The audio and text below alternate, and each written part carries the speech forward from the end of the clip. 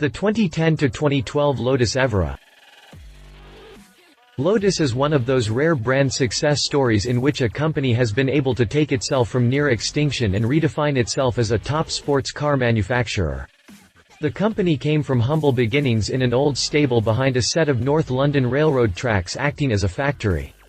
As time moved on, different subsidiaries have been formed and focused on different aspects of the business between formula racing and road car production. Even when the Bugatti ownership was switched to private owner, Proton, in 1994, things were less exciting than ever. The Esprit S4 and V8 models would be the only real production models that Lotus had for the next decade. The Esprit had many great qualities to it, but in essence, it had been around since its original design in 1976. The company was desperately in need of something to help change its image.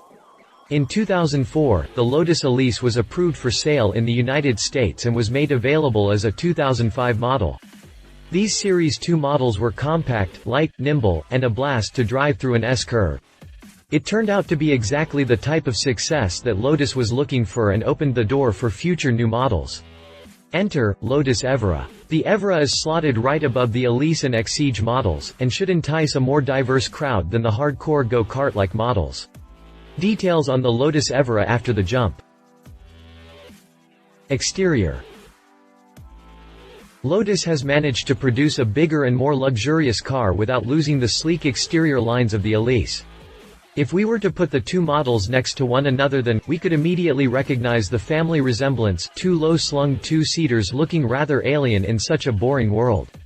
The cars share signature oval Lotus grilles and headlights, just on a slightly larger scale for the Evora. More rounded fenders and hood features make the Evora slightly less edgy than the rest of the lineup.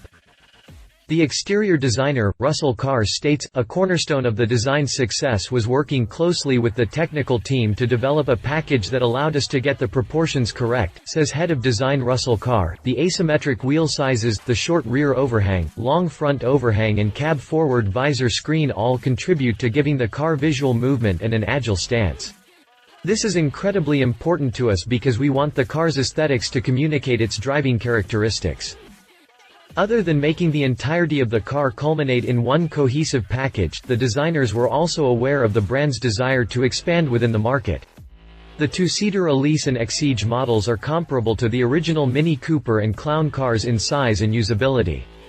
They are meant for the customer that wants the ultimate uninhibited driving experience inside and out. The Evora needed things like a full trunk, more forgiving suspension, and higher ground clearance in order to live in the real world full of potholes and Chevrolet Suburbans. It's not perfect, and no one in their right mind would put groceries in a trunk that has to be specially cooled so that the engine does not melt the contents, but you get the idea. The new chassis for the Evora may be the most impressive piece of technology. It features a design that allows different sections to be completely removed and even replaced if necessary. Owning exotic cars can be a pricey hobby, but this Lotus will help to keep repair costs lower than most, especially if an accident takes place. Even with a multiple-piece chassis, the Evora maintains a tight feel around the track. Nimble steering and handling let this car move around a road course much easier than any of its competition. It seems as though the Lotus philosophy of small and lightweight cars has paid off once again, as the Evora fits nicely placed right above the Elise. Interior. When compared to the Elise, which was a bare-bones racer, the Evora has an interior fit for a king. On the other hand, when compared to the Porsche Boxster or Cayman, it falls short of the overall level of fit and finish necessary to compete in this price category. Perhaps Lotus was attempting to simply dress up the interior with some nice touches and not truly create a luxury sports car, but we think they have simply been out of practice when it comes to creating a luxury feel. One drawback of the Elise was the ungraceful entry and exit from the car due to small door openings and the tight confines inside. This has been improved upon for the Evora. The car is for all intents and purposes a two-seater, but can be had with a backseat for children. Lotus may have had more room for the interior if the engine had been pushed back behind or over the rear axle, thereby deleting the trunk. Lotus has included some aftermarket pieces as well as the navigation system that looks like it was bought and installed at a local Best Buy. The system does work well, but the controls will take some time to get used to. Other switchgear inside the car is ergonomically placed around the driver, and buttons are finished in a stainless steel that looks clean. For the 2012 model year, Lotus decided some minor updates for the exterior were in order, but their main focus was completely redesigning the interior. The cabin was designed by German firm, CSI, and received additional leather on the door panels and lower sills. The Recaro seats were also updated with some cosmetic changes, while the dashboard received some new contrasting colors. The Evora now comes with a new superior system from Pioneer, replacing the old Alpine audio navigation system. Safety features. The Lotus Evora has not been fully tested for crash safety, but does feature many safety systems. Performance. Instead of Lotus further developing the Elise engine or creating a whole new platform, a transversely mounted Toyota 2GR-FE VVT-i engine sits behind the rear seats. It does make this Lotus a proper mid-engine sports car, but when you realize that is the same engine powering the Toyota Camry, one starts to ask some questions. It seems as though Lotus engineers have done a good job including some performance pieces such as a racing flywheel as well as integrating a Toyota transmission from a diesel model. As soon as you hit the pedal, all questions are answered and the Evora gets off the line quickly. Its 276 horsepower at 6,400 revolutions per minute and 258 pound-feet of torque at 4,700 revolutions per minute gets the car moving to 60 miles per hour in 4.9 seconds.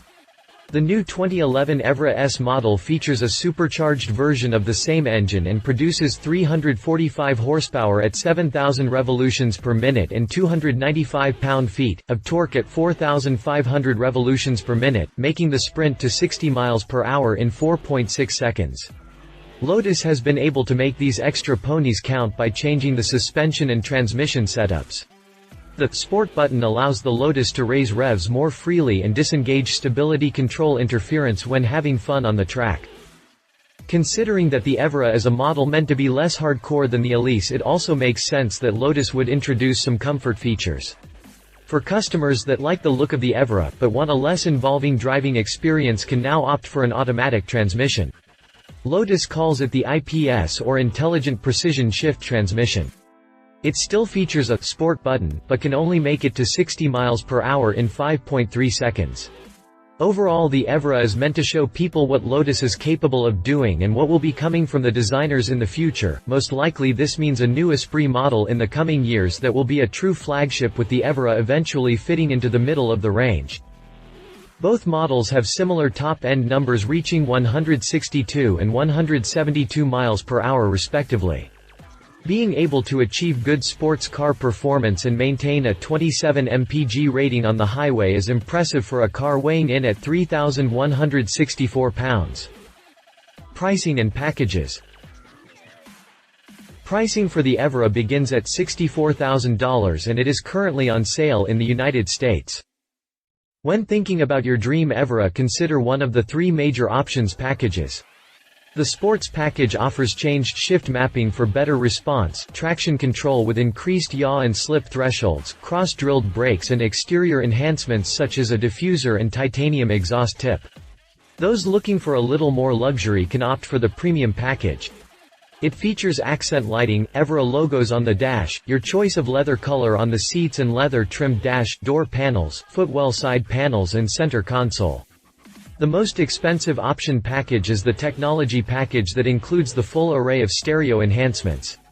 Larger and more powerful speakers, Alpine head unit, USB iPod connection, Bluetooth connectivity, cruise control and rear parking sensors are all part of this package. Competition. The Porsche Cayman provides the best platform to compare with the Evora.